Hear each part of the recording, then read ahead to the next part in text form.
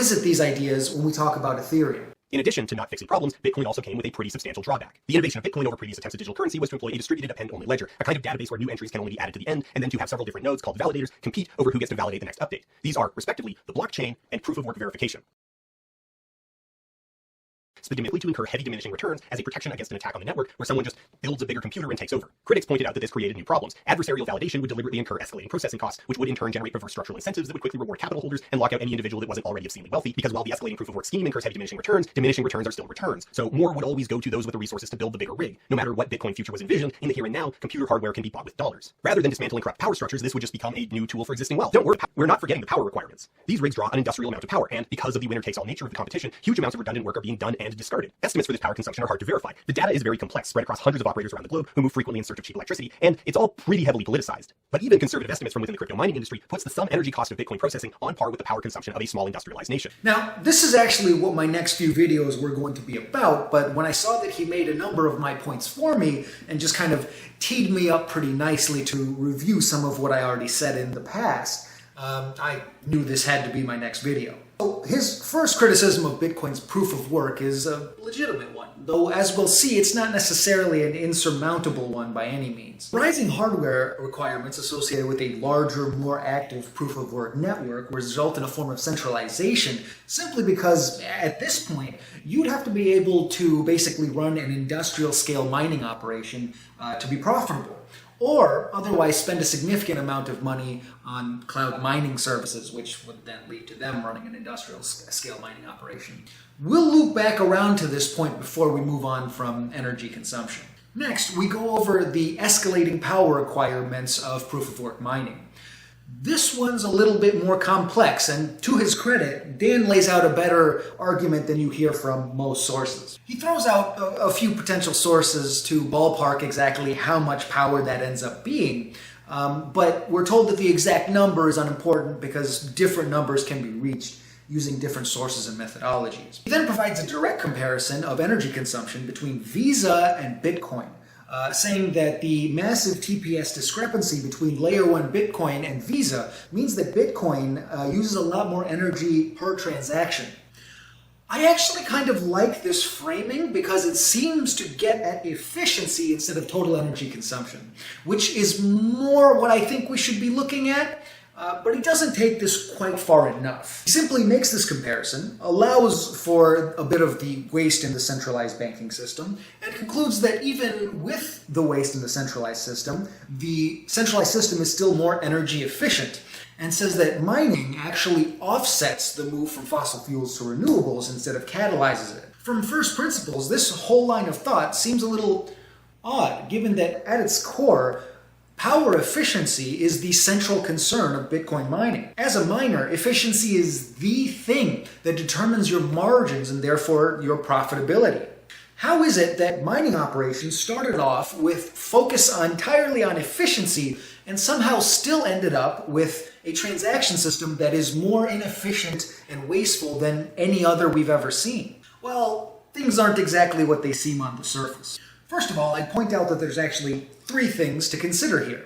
First, how energy efficient the system is. Note that I said the system and not just the payment arm. We'll come back to that heavily in a second. The energy mix involved and how much we value what that system does. Let's start with that last one first, as I feel that it'll provide a bit more context to the discussion overall. How much we value what a system like Bitcoin does should determine how much energy we feel willing to spend on it. So to start with, let's take a look at a few comparisons of the network's energy consumption as a proxy for how its value compares to some other things that we use. Let's throw out a few actual numbers for the Bitcoin network's energy consumption. One is 91 terawatt hours per year. That comes from a widely cited New York Times article that itself references another study. And 121 terawatt hours per year. That comes from a 2021 Cambridge University study that was cited by the BBC. The popular comparison here is Bitcoin versus small countries. For instance, Argentina at 121 terawatt hours, near the higher end of that, the Netherlands at 108.8 terawatt hours, and the United Arab Emirates at 113.2 terawatt hours. Note that these countries are very small and don't actually use that much energy to begin with. The common Bitcoiner argument here is that, the Bitcoin network uses less energy than Christmas lights use around the world every single year. Now, actually, this claim is probably false. If you actually look at the original Center for Global Development blog post that people point to, or the original EIA study that it cites, you'll see that the numbers it cites for countries other than the United States are actually their total energy consumption. And this was kind of taken out and recontextualized as, oh, well, this is their Christmas light energy consumption, which is actually false. So people like Mike Novogratz and a lot of crypto Twitter have been misled by a misrepresentation of this blog post. But if we keep looking at that same report, which once again only looks at the United States of America, we see that, step/porch/path lights, along with retail display lights, make up another 54 terawatt hours per year. Together with decorative lights like Christmas lights, brings us up to 60 terawatt hours per year in the United States alone. All of those decorative lights, about 6.6 terawatt hours in the US alone, and arguably most, if not all, of the other types of lights here are either not essential or only of bonus aesthetic value. But we don't get too worked up about them. If we go to other developed nations and add these same things up, we would undoubtedly leave the Bitcoin network in the dust. Importantly, the energy mix used to power these applications is grid dependent and in many countries is well below 50% renewable. If we want another example, gold mining uses almost 250 terawatt hours per year globally, and 80% of its circulating supply is used for jewelry, which is clearly non-essential. A more recent Coinshares.com report estimates that Bitcoin's total energy consumption is about 0.08% of total global energy consumption, a rounding error. Not only that, it uses less energy than what the world uses on just dryers, like clothes dryers, like what you dry your clothes in. So then the question of value becomes, do we value a network like the Bitcoin network or another proof of work network more than we value lighting appliances and shiny trinkets, which we've already allocated a massive amount of energy to? Keep this in mind as we go in more detail on use cases, their potential positive environmental impacts, and also when we go on to talk about proof of stake. And keep in mind that Bitcoin is not the only option available. Remember, I'm not a maximalist, and I see Bitcoin as an early technology that would need a lot of upgrades before it's ready for prime time. We can do better in terms of layer 1 blockchains for sure, but even in the realm of Bitcoin itself, we can do better with structural layer 1 upgrades like SegWit, but also with layer 2 solutions like Lightning and Liquid. We'll come back to these later. But for now, let's return to that first consideration. How energy efficient is the system? And for this, we come back to our Visa example. The problem here is that this is by no means an apples-to-apples comparison.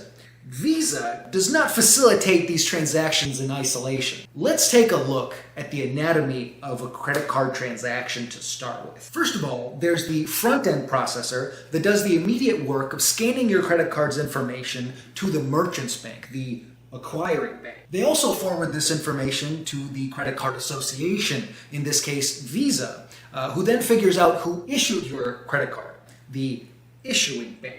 Visa then sends your info to whichever payment processor the issuing bank uses to validate your information and confirm your funds or credit. Once that's done, all of this flows back from the issuing bank to the payment processor, to Visa, to the front-end processor, to the merchant, and finally to the acquiring bank to make this one transaction occur. Bitcoin is the entire payment system and the currency used in that payment system. So you can see why this comparison doesn't really make a lot of sense. Furthermore, we should make the distinction between Visa's energy consumption per transaction and Bitcoin's energy consumption per block.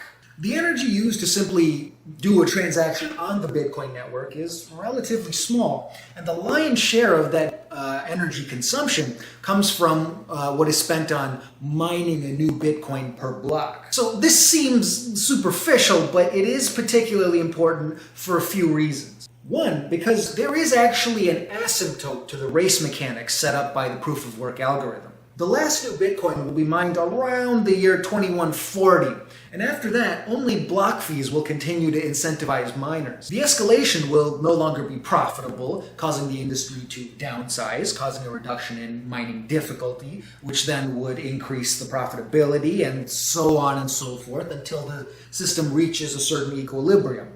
Where is that equilibrium going to be? When will this process start? Is not entirely clear. In a way, the process of that has actually kind of already started, as mentioned in the Folding Ideas video.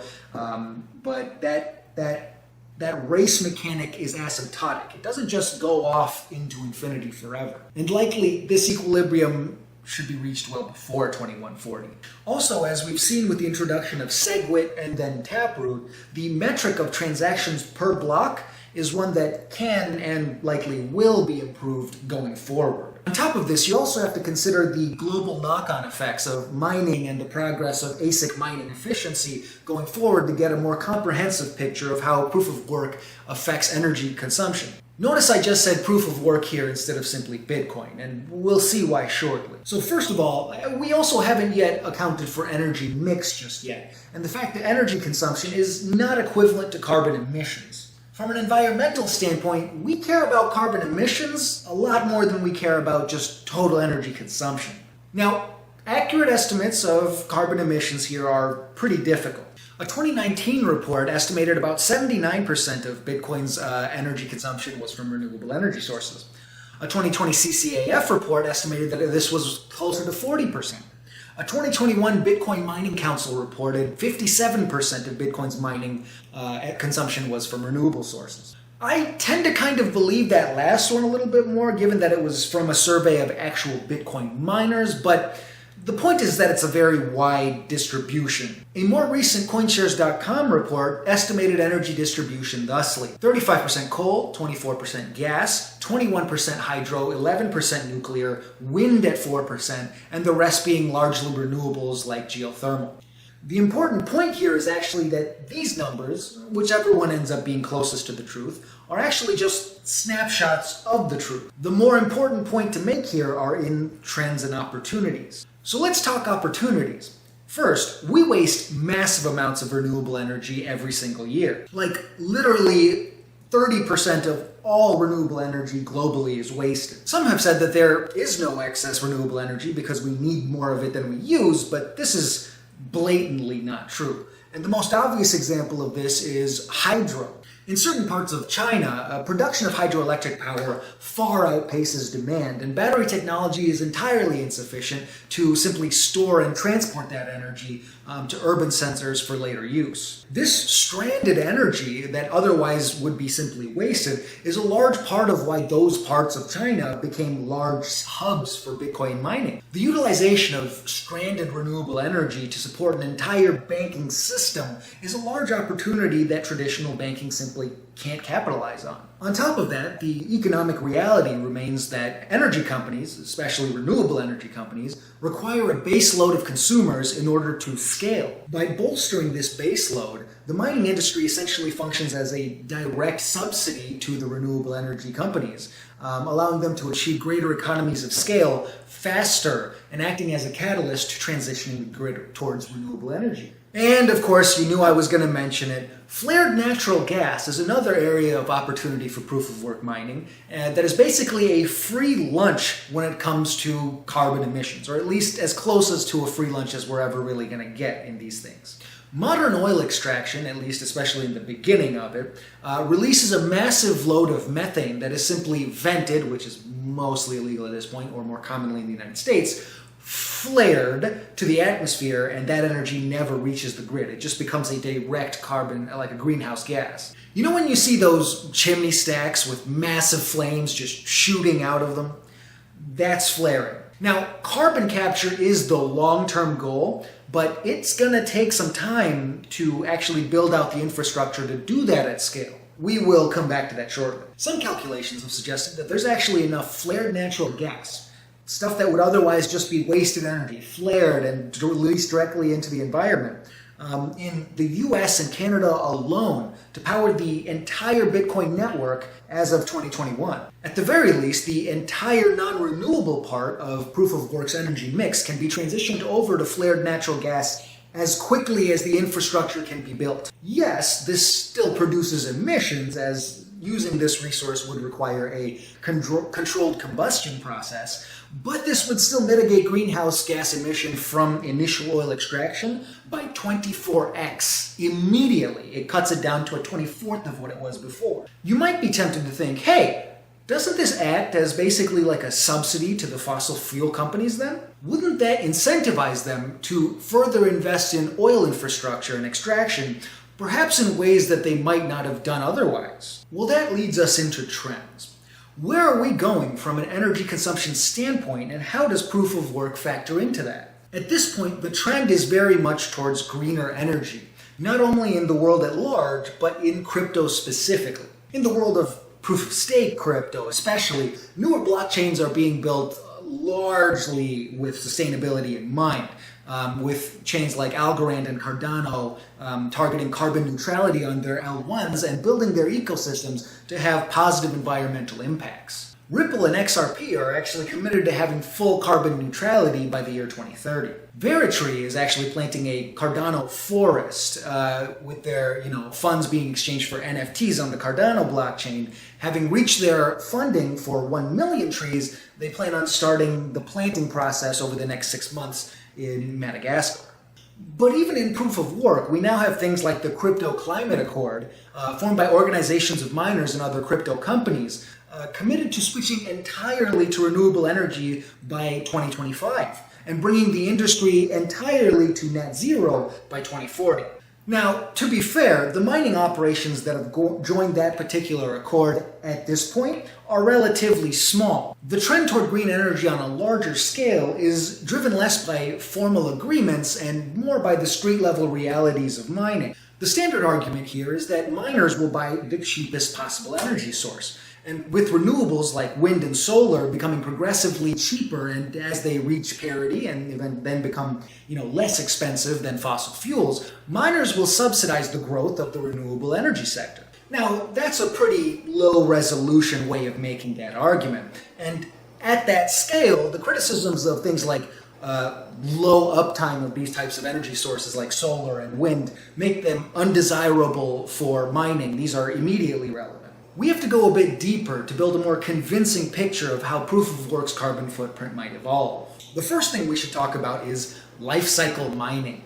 This is pretty much the idea that we've reached the point where it makes sense to tailor energy mix to the age of the mining machines in question. You need higher uptime for your newer mining rigs, the ones with higher specs that can get you better hash rates, and oftentimes with better energy efficiency as well. So these newer machines tend to get hooked up to the grid and then take on the energy mix associated with whatever grid in the country that they happen to be in. But 30% of the hash rate at this point is actually held up by Bitmain S9s, a 5-year-old Asic type that at this point is just not economical to run 24/7 with grid power. For these, energy cost is the defining consideration, given that they don't make as much money anyway, so intermittent downtime doesn't have the same opportunity cost. The next thing to consider that kind of goes along with the first really, is that it now makes sense for miners to interrupt their energy draw from the grid in favor of renewables when we have excess renewable energy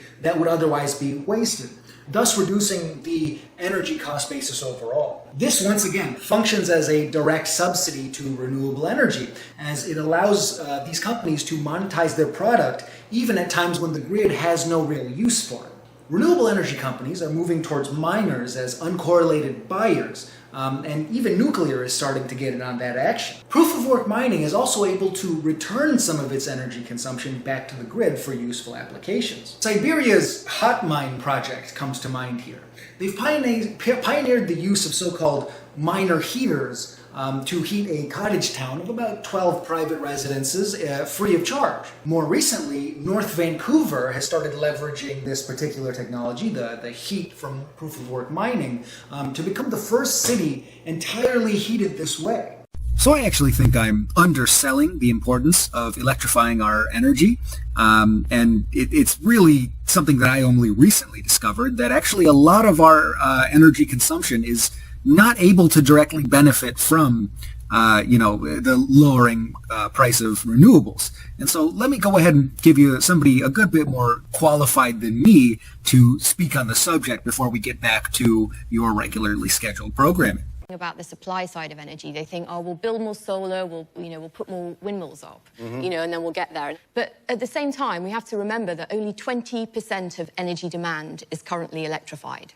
So there's this whole, piece of energy demand, 80%, that is not currently able to use solar, not able to use wind power. So what we've really got to focus on now is how do we transition that 80%? So we're talking about transport, we're talking about heat, we're talking about industrial processes. Next, we can take a look at the Asic development cycle. And what we see here is that it's slowing down, largely because we've reached the physical limits of our transistor designs. Intel, last month in February 2022, released a new mining rig that was 15% more energy efficient, but only 15% more efficient. So as the edge provided by newer ASIC miners gets thinner and thinner, ASIC generations last longer and longer. A well-maintained miner these days can last 3 to 5 years, allowing mining operations to put more and more of their machines on renewables, cutting the rate at which the industry produces e-waste. If we take these concepts and look more closely at how they would interact with the grid, we can see further benefits. As we've been building up, proof-of-work mining can serve as a source of interruptible and controllable load. Miners can participate in so-called demand response programs that give them rebates in exchange for agreeing to limit, even cut off their power at times when the grid is stressed and prices are high. Also, grids can modulate the energy use of mining operations to make up for shortfalls in energy supply in seconds, thus limiting the need for fossil fuels in peaker plants. Take a look at the description for a study laying out how this could actually incentivize the installment of more renewable energy plants. Now, coming back to the thing about flared natural gas before we move on to my last point regarding proof of work, the objection remains, wouldn't this set up the wrong incentives, rewarding the continued use of fossil fuels? Well, the reality of the world we live in, unfortunately, is that we are wildly dependent on fossil fuels. Even at the breakneck pace of building out green infrastructure, it would likely take at least until 2035 to get the US grid to 90% renewables. This is assuming a very aggressive change in policy, which could be possible as the price of renewable energy goes down. But to be honest, I'm a little pessimistic that we actually reach that level so quickly. The fact remains, that's still over a decade. Utilizing energy from natural gas flaring in the meantime creates jobs and, as I said, reduces carbon emissions from that initial oil extraction process 24x.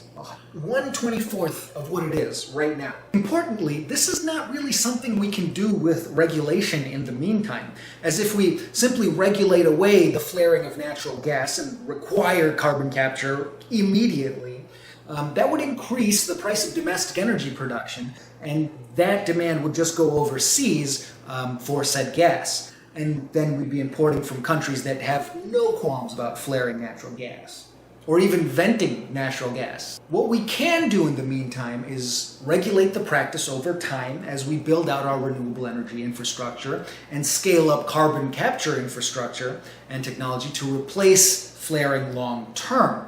But that will take quite a while. And during that time, we have to choose how we're going to mitigate our ongoing emissions. Getting proof of work miners in on the action just seems like a no-brainer at this point until we can replace it with carbon capture long term. And yes, the implicit assumption here is that once renewables outprice fossil fuels, the incentive problem will take care of itself anyway. Taking a look here at the levelized cost of energy from 2009 to 2019, you can see why I'm actually pretty optimistic that this should be possible in the coming decades. It's also worth noting that the focus on renewables in the world of mining going forward is driving the build-out of large renewable energy projects. El Salvador's volcano-powered renewable mining setup that's underway right now is a high-profile example of this. They want to power an entire city with it, although these are early days and the plans are vague enough that I have to see some more progress before I believe all the promises. Proof-of-work mining is a technology that somehow got even a backwards snake like Ted Cruz interested in energy efficiency and the transition to renewable power sources. Though the extent of that is very much to be seen, as we know, politicians' words and actions tend to have large gaps in them. One last point that we haven't mentioned at all until now is the carbon emissions offset effect that blockchain technologies can have as a result of their incorporation into other industries. Put a pin in that, and we'll give some very specific examples when we reach the shipping part. Coming back to the video, it's a minor point, but... And that's just Visa. That's one major institution.